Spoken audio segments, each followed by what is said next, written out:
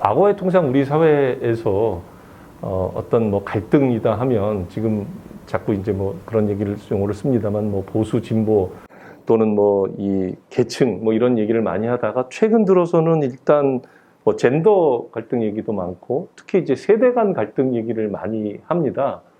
그리고 얼마 전에 이런 뭐 일간지에서 이렇게 여론조사를 해보면 특히 이제 남북 관계나 대북 정책과 관련해서 소위 2030 세대와 예를 들자면 뭐 20대와 40대 이렇게 비교한 걸 보면 뭐 통일의 필요성이라든지 그 언론사에서는 이제 뭐 백신 지원과 관련돼서 이렇게 얘기를 해보면 그거는 좀 의미 있는 차이가 분명히 보여지는 것 같았습니다.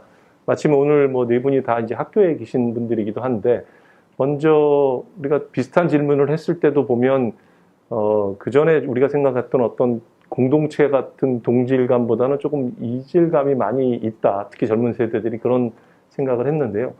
뭐 이것도 굉장히 기본적이고 뭐 언론적인 질문이긴 합니다만 저희 통일의 우리가 얘기하는 통일의 필요성 그리고 통일이 가능한지 그리고 뭐 사실 평화 공존만 하면 되는 거 아닌지 오히려 젊은 친구들은 저희가 이렇게 전에 세미나 했을 때는 그냥 뭐 이웃 국가 이상의 인식이 별로 없는 그게 굉장히 자연스러운 뭐 인식일 수도 있는데요. 그래서 통일과 관련된 문제를 또 질문을 드리겠습니다. 우리 김범수 교수님부터 먼저. 예, 지금 말씀하신 것처럼 요즘 그 여론조사를 보면 MZ세대라고 이야기하는 20대와 30대에서 통일의 필요성에 대해서 부정적 인식이 많이 증가하고 있는 것 같습니다. 실례로 저희 통일평화연구원에서 매년 통일의식조사를 하고 있는데요.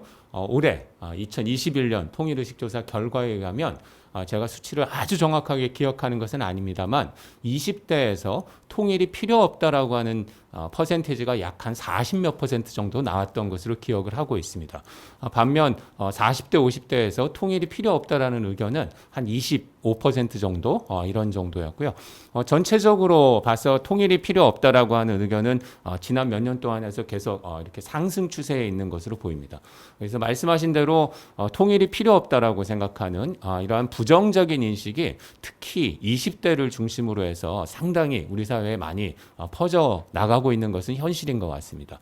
그래서 문제는 사실은 뭐 통일이 필요 없다라고 인식하는 그러한 인식들이 젊은 세대에 많이 이렇게 확산되고 있다고 해서 그 자체가 문제가 되지는 않을 거라고 생각을 합니다.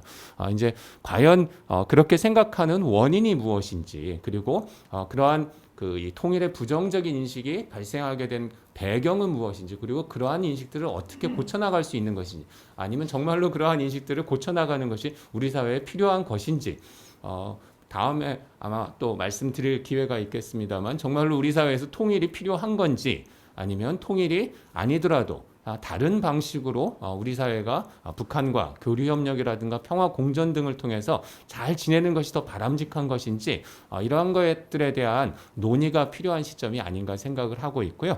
그런 의미에서 어떤 의미에서 MZ세대에서 이렇게 통일에 대해서 부정적인 인식이 증가하고 있는 것은 그 자체로만 가지고 이렇게 문제로 보기보다는 이러한 것들이 현실로 받아들이고 과연 그러한 것들의 배경이 무엇인지 원인이 무엇인지 그리고 어떠한 방식으로 그러한 것들을 또한 이 젊은 세대들의 의견들을 잘 수용하면서도 남북 관계에서 긍정적인 그러한 메시지로 발전시킬 수 있을지 이러한 부분에 대한 고민이 필요하지 않을까 그렇게 생각을 합니다. 네, 이 문제에 관해서 신상 발언부터 하겠습니다. 제가 언론에 칼럼을 쓰고 있는데요. 몇 년 전에 제가 급진 통일론자에게 묻습니다라는 칼럼을 쓴 적이 있어요. 근데 그 칼럼을 가지고 어떤 분들이 가짜뉴스를 만들어서 제가 그 통일을 반대한다. 그래서 뭐 한반도 통일이 지상명제인가 이런 가짜뉴스를 이렇게 엄청나게 퍼뜨리고 있어요. 그래서 오늘도 그 가짜뉴스를 치우다 왔습니다. 근데 제가 볼 때 약간 좀 우려스러운 것은 이 북한 문제에 관해서 우리가 어떻게 볼 것인가 하는 것이 우리 국내 정치와 연관돼서 그렇죠? 그 가짜뉴스를 퍼뜨리는 분들 중에 다수가 좀 연세가 많으시고 좀 보수 측분 같아요. 그래서 지금 정부가 너무 통일을 앞서보니까 우리 보수는 통일을 하지 말자는 쪽으로 이야기를 하는데 본래 옛날 보수는 급진통을 하자고 한 분들이거든요. 그러니까 자신들이 무슨 말씀을 하시는지 잘 모르는 분들이 이 정부가 싫으니까 또 통일하지 말자고 그런 게 있는 것 같아요. 그래서 그런 시각보다는 어떤 면에서는 좀 통일을 실질적이고 좀 세밀하게 들여다볼 필요가 있는 것 같아요. 우리 아까 조금 전에 MZ 세대가 이제 그 평화 공존, 통일보다는 뭐 이웃처럼 잘 살자 이런 쪽에 이제 선호도 높아가는 사실 같아요. 근데 첫 번째는 그게 과연 우리 뜻대로 될까 하는 게 문제입니다. 그러니까 우리가 선택해서 여기에 남자 해서 계속 남을 수 있는가 하는 문제가 있는 거죠. 따라서 제 생각에는 그 가능성, 그러니까 평화 공존을 원한다고 해서 그 상태에서 계속 머물 가능성은 낮다 이렇게 보여지고요. 두 번째는 제가 앞서 말씀드린 그 칼럼에 이 급진 통일은 굉장한 코스트를 유발합니다. 이 비용이 커요. 그래서 아마 그 비용의 대부분 부담이 노동시장에 참여하는 사람들이시지 않겠습니까? 그러니까 젊은 사람들이 그런 우려를 하겠죠. 당연하다 보여지는데요.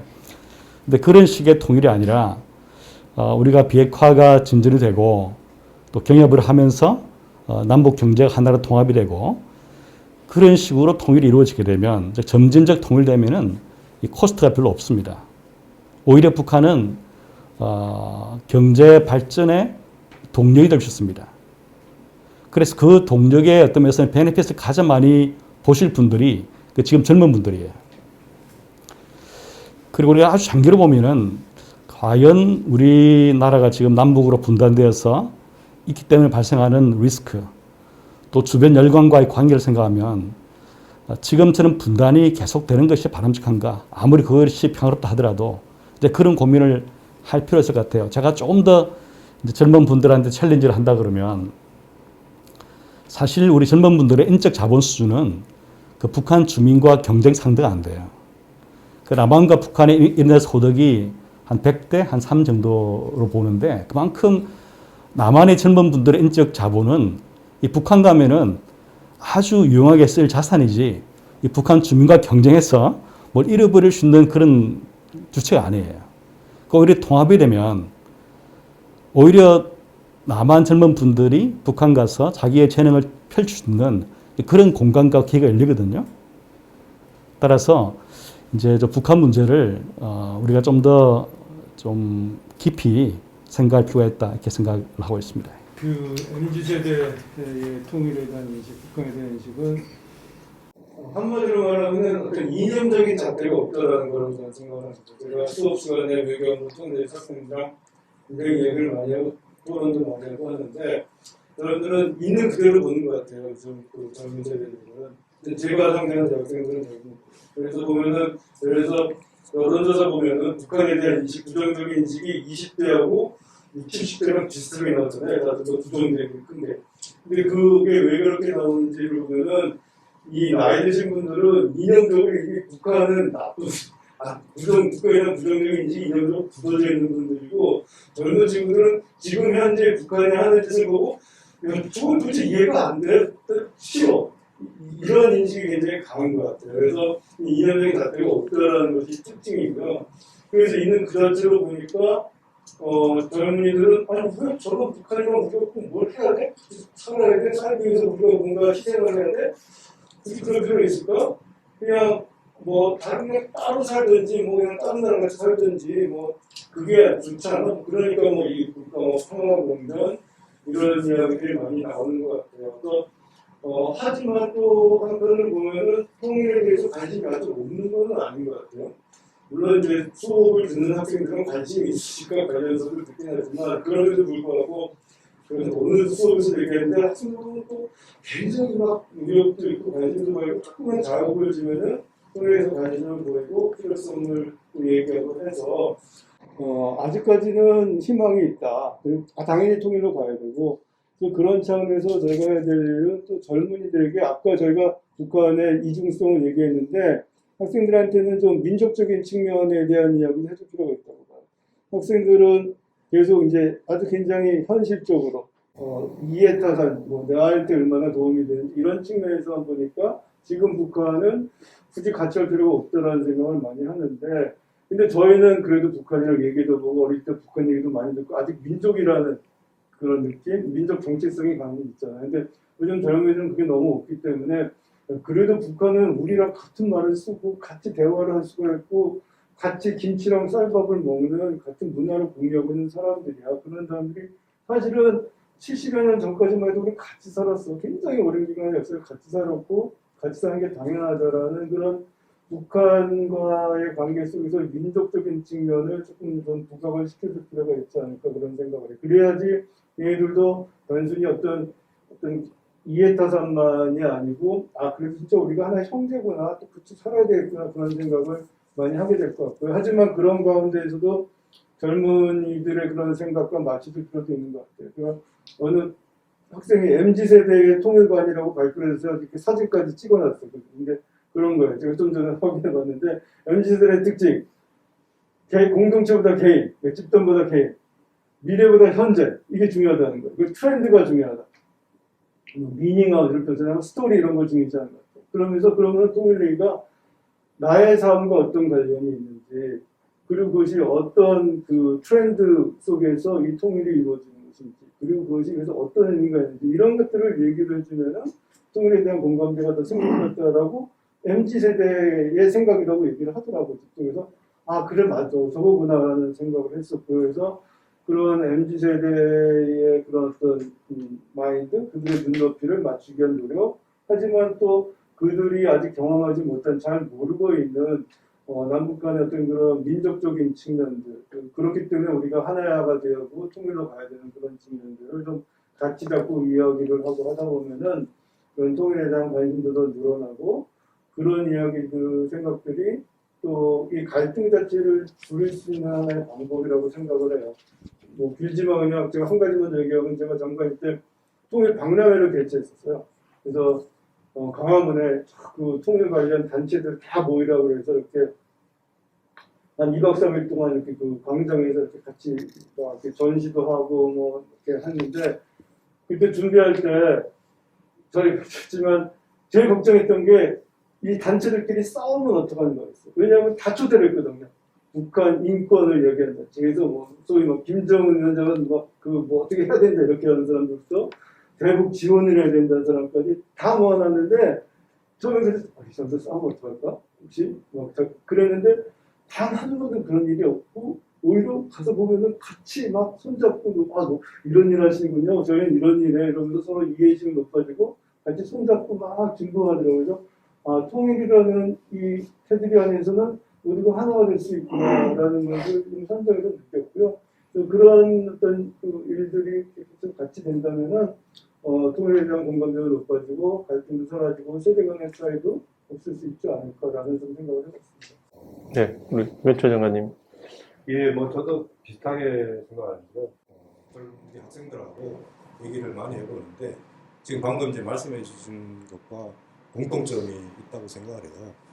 그러니까 자기 이익을 중시하고 미래보다는 현재를 더 중요하다고 생각하는 경향이죠. 근데 가만히 보면은 이 세대의 또 시대적인 또 특성도 있는 것 같습니다.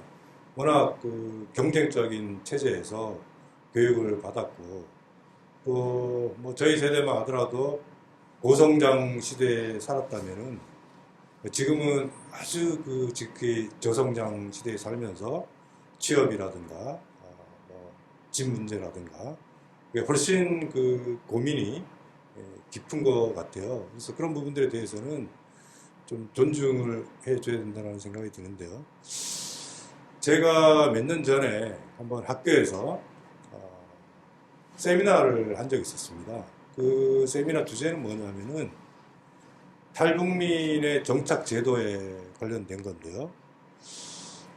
갑자기 어떤 학생이 손을 들더니 뭐라고 그러냐면은 왜 저 사람들만 임대주택을 주고 왜 저 사람들한테 혜택을 주냐? 왜 나는 안 주냐? 우리 정말 깜짝 놀랐습니다. 정말 저 세대가 갖고 있는 여러 가지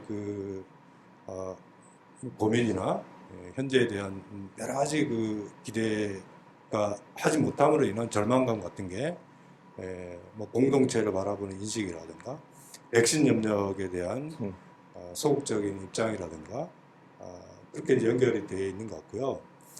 통일 문제는 그런 생각이 듭니다.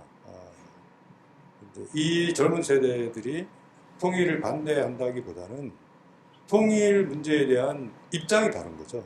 패러다임이 다른 거죠. 그러니까 즉각적으로 일민족 일국가로 통일하는 것보다는 좀 더 아주 장기적이고 많은 문제가 해결이 되고 이렇게 한편으로 생각을 하면서도 또 다른 한편으로는 이게 나의 삶에 어떤 이득을 가져다 줄 것이냐 그게 다가오지 못하다 보니까 아무리 추상적이고 국가적이고 민족적인 일이지만은 저게 나의 일상생활에 도대체 무슨 도움을 줄 것이냐 하는 거를 집중적으로 문제 제기를 하는 것 같습니다. 그러니까 앞으로도 이게 통일 문제에 대해서는 그 젊은 세대들이 실제적으로 젊은 세대가 생각하는 그 이익을 구체적으로 설명을 할 때 설득력을 가질 수 있겠다 하는 생각이 들고요.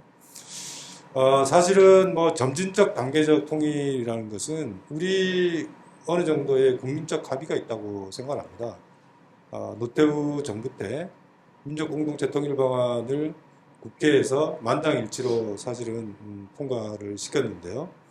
그 핵심은 점진적이고 단계적인 통일이라고 생각합니다. 최근에 북한조차도 통일 방안에 대해서 그야말로 단계적인 통일 방안으로 좀 수정하고 있는 거 아니겠습니까? 그러니까 그런 차원에서 뭐 대체적으로 급격한 통일보다는 점진적인 통일, 또 통일을 이루는 과정에서 해결해야 될 여러 가지 그 문제들을 해결해 가면서 자기의 삶에 도움을 줄 수 있는 통일, 뭐 그런 부분들에 대한 공감대가 있지 않나 이런 생각이 듭니다. 예, 감사합니다.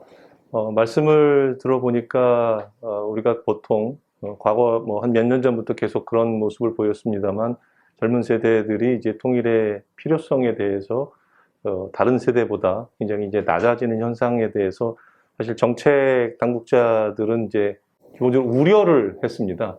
이거 좀 걱정인데라고 하는, 그리고 그게 이거를 높이기 위해서 내지는 높여야 된다라고 어떻게 보면 생각을 했던 부분들도 있는데, 오늘 참석하신 네 분들의 말씀을 들어보면 어떻게 보면 굉장히 자연스럽고 또 당연한 현상이기도 하고, 또 그 세대들이 가지고 있는 여러 가지 상황에 놓여 있는 그 특징일 수도 있기 때문에 그런 부분은 또 그런 부분대로 인정을 하되, 또 다만 여러 가지 이유로 제대로 잘 인식하지 못하는, 아까 우리 김병현 원장님도 이제 도전적으로 오히려 더 기회가 될 수 있고 그걸 너무 이렇게 부담으로 생각할 필요가 없다는 이런 부분, 우리 김현철 장관님이 말씀하신 그런 부분들을 오히려 우리가 뭐 학교든 사회든 우리가 좀 더 잘 설명을 해서 이해의 폭을 좀 더 넓혀야 되겠다라는 생각을 하게 됐습니다.